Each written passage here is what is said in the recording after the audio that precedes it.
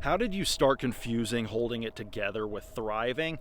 It was probably when survival mode started feeling normal. You started confusing holding it together with thriving when you spent so long on crisis management that baseline functioning started to feel like success. At some point, the bar dropped from am I happy and fulfilled to did I make it through the day without anything catastrophic happening?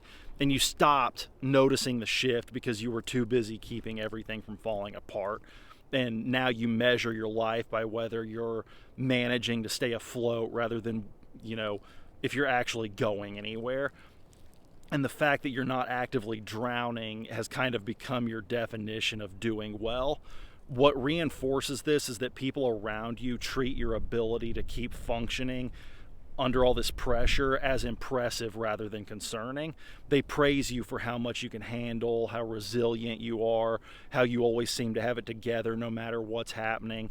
But that external validation makes survival feel like achievement instead of what it actually is, the minimum requirement for getting through circumstances that shouldn't be your permanent reality.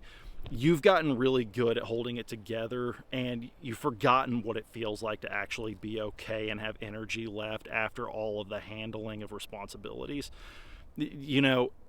Thriving would mean that you have space to grow and to want things and to make choices based on what would make your life better instead of what would prevent it from getting worse. Holding it together just means that you're managing to maintain an unsustainable situation through the sheer force of will. If the best that you can say about your life is that you're handling it, that's not thriving. That's just proving that you can endure more than you should have to.